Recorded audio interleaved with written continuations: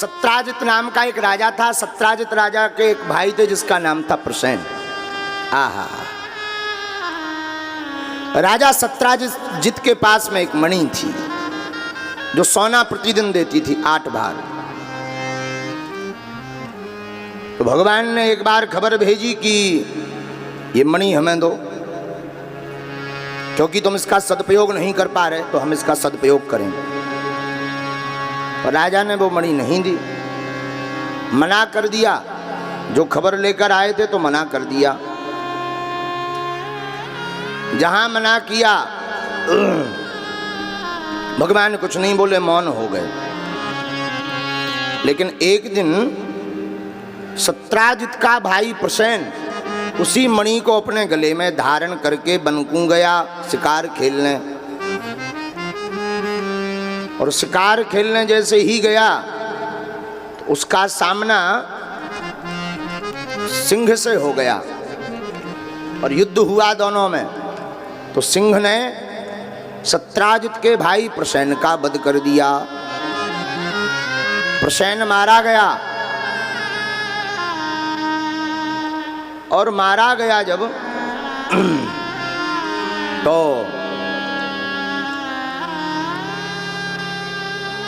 वह मणि जो चमचमाती हुई गले में पड़ी थी, उस सिंह ने चमचमाती हुई मणि को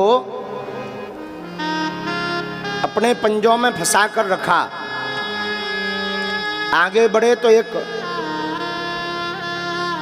जामवंत जी रीछ का सामना उस सिंह से हुआ। तो आपस में दोनों में युद्ध हुआ तो सिंह मारा गया। उस चमचमाती हुई वस्तु को देखकर वह जामवंत जी रीछ वस्तु को अपनी गुफा में लाए। गुफा में लाकर अपनी पुत्री, जिनका नाम जाम्बवती था, उनको दे दी। जब दी वह चमचमाती हुई मणि देखकर, कोई वस्तु देखकर खेलने लगी। इधर कई दिनों तक जब सत्राजित का भाई प्रसेन वापस नहीं आया तो राजा को मन ही मन संदेह होने लगा, हो ना हो द्वारकाधीश भगवान ने हमारे भाई का वध मणि के लोभ में कर दिया, पर इसका कोई पुख्ता सबूत प्रमाण नहीं था। इसलिए राजा ने किसी को बताया नहीं, पर एक दिन रात्रि काल में अपनी धर्मपत्नी को बताया। लगता है हमारे भाई का वध द्वारकाधीश ने करवा दिया। क्यों? मणि के लोभ में। जो मणि थी वो सोना देती थी। एक बार इन्होंने मांगी थी, हमने दी नहीं, हो सकता हो कूटनीति चली हो, और मणि लेने के चक्कर में भाई का वध करवा दिया। परंतु सुनो देवी, इसका भी कोई ठोस प्रमाण नहीं है। जब तक कोई प्रमाण नहीं मिल जाता तब तक आप किसी को मत बताना। बोलो सीताराम।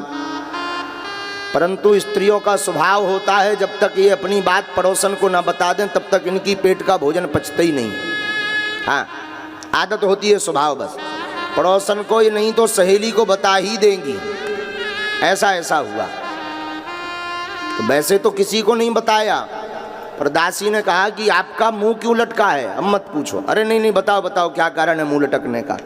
इन्हें बताना तो नहीं था, परंतु दासी के विशेष आग्रह पर दासी को बता दिया कि हमारे जो महाराज हैं, इनके भाई जो प्रसेन थे, लगता है इनका वध द्वारकाधीश ने करवा दिया। पर सुन दासी, तो किसी को मत बताना।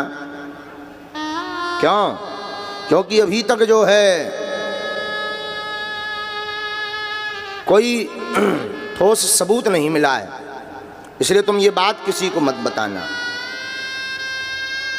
वह दासी ने बात सामने तो हाँ कह दिया, पर उसने भी किसी को बता दिया। उसने अपनी सहेली को बताया, उसने अपनी सहेली को बताया। सनई वह बात संपूर्ण राज्य में घूम गई कि भगवान द्वारकाधीश ने सत्राजित नाम के राजा का भाई का वध करवा दिया। मणि के हरण का भगवान पर आरोप लग गया। भगवान को बड़ा दुख हुआ, तो भगवान ने उस बात को सबके सामने लाने के लिए भगवान आरूढ़ भये और प्रसेन का खबर ली कि कहाँ गया था। बोले शिकार खेलने। तो बन गए भगवान। बन गए तो वन में एक जगह भगवान ने देखा कि प्रसेन का शरीर मरा हुआ पड़ा है, और उन्हीं पद चिन्हों पर ढूंढते ढूंढते भगवान जामवंत जी की गुफा में पहुंच गए। वहां देखा कि जामवंत जी तो है नहीं, पर जामवंत जी की बेटी जामवती है। जामवती को मणि के साथ खेलते हुए भगवान देख ही रहे थे कि तब तक जो है जामवती के पिता जामवंत जी गुफा में आ गए, और जैसे ही आए तो मारे क्रोध के जामवंत जी ने पूछा कौन हो, और हमारी बिना आज्ञा के अंदर कैसे प्रवेश भये। और क्रोध में आकर जामवंत जी ने भगवान की छाती पर एक मुष्टिक का प्रहार किया। जहां मुष्टिक का प्रहार किया भगवान की छाती पर, सो भगवान को भी नहीं रहा गया। भगवान ने भी बदले में 2 मुक्का जड़ दिए। उन्होंने एक, भगवान ने ब्याज सहित 2 मसक दिए। अब तो आपस में दोनों का द्वंद्व युद्ध होने लगा, और 1-2 दिन नहीं, 28 दिन तक भगवान का और जामवंत जी का युद्ध चला। 27 दिन पूर्ण, 28 दिन प्रारंभ तक। जब भगवान ने मुक्का मार मार के जामवंत जी की नस नस ढीली कर दी, नट बोल्ट पूरे गायब कर दिए, एक मुक्का बड़ा बनाया, वो भगवान लगाने ही वाले थे। वो जामवंत जी समझ गए कि ये अगर पड़ा तो हमारा तो राम नाम सत्य हो जाना है। सोई हाथ जोड़कर पर खड़े हो गए, महाराज हम आपको पहचान गए। भगवान बोले कौन? अच्छा बताओ क्या पहचाने? बोले प्रभु आप ही हमारे राम जी हो। भगवान बोले ऐसा जानते कि तुम नस नस ढीली होने के बाद पहचान रहे तो पहले ही नस ढीली कर देते। विनोद भाव में भगवान ने कहा। जामवंत जी भी मुस्कुराने लगे, सरकार आपने तो खूब मार मार के हमारी नस नस ढीली कर दी। भगवान बोले वाह, अब आप ही युद्ध किए हो, और आपको बतावें ये वही जामवंत जी हैं तो भगवान राम जी की सेना में मंत्री बने हुए थे।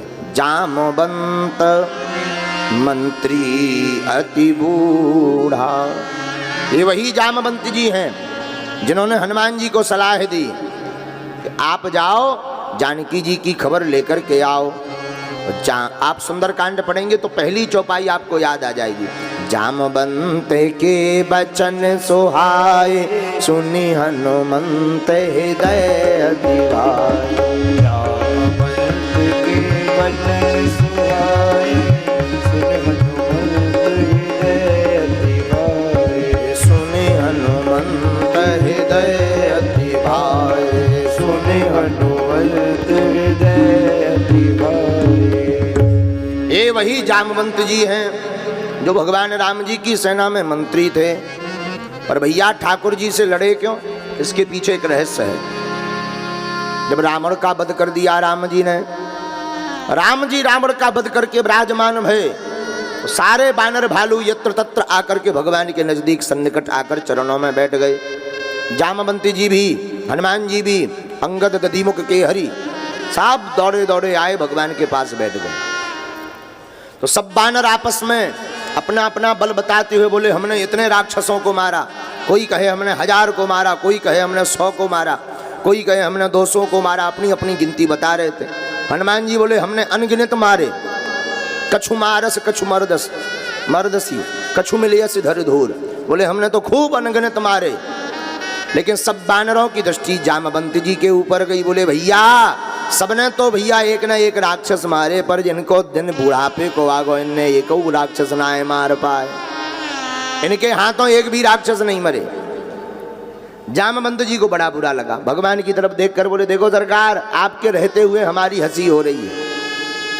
भगवान बोले रुक जाओ, इसका जवाब हम अभी नहीं देंगे। फिर कब?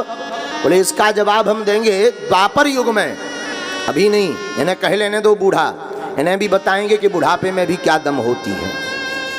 हाँ, और हुआ भी यही। भगवान बोले अभी नहीं, द्वापर युग में हम इसका जवाब देंगे।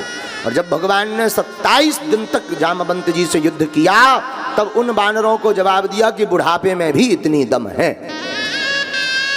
हाँ। जामवंती जी बोले बस करो महाराज, अब मत मारो, हम पहचान गए आप हमारे राम जी हो, आप ही श्याम जी बनकर आए हो। ओ भगवान बोले वाह, अब मुक्का खाने की बारी आई सो पहचान निकल आई है। अभी तक पहचान गायब रही, अब तुम्हारी पहचान निकल आई, क्या कहना। भगवान ने पूरा मणि चोरी का प्रसंग बताया जामवंत जी को, कहा कि ये मणि मुझे दे दो। जामवंत जी बोले प्रभु ये मणि शेर से लड़कर हमने प्राप्त की है, सिंह से लड़कर, और हमने इसे अपनी बेटी को दान दे दिया। अब बेटी से वापस मणि लेकर के पाप लगेगा। बेटी का धन पिता को कभी नहीं लेना चाहिए, पाप लगता है, पाप का भागीदार होता है। तो भगवान बोले कोई उपाय। जामवंत जी बोले सरकार एक उपाय है। बोले क्या? आप हमारी बेटी से विवाह कर लो, और बेटी से आप विवाह करोगे तो हम दहेज में आपको मणि सौंप देंगे, विवाह भी हो जाएगा, मणि भी आपको मिल जाएगी, और आपके ऊपर से कलंक भी मिट जाएगा। भगवान बोले ये बढ़िया उपाय। भगवान जामवती और मणि को लेकर के राजा के पास गए, सत्राजित के सामने। कहा देखो तुमने हमारे ऊपर आरोप लगाया था कि मणि हमने ली है या हमने तुम्हारे भाई को मरवाया है, इसमें जो जो है हम पूरा प्रमाण साथ में लेकर के आए हैं। भगवान ने सब स्पष्ट बता दिया।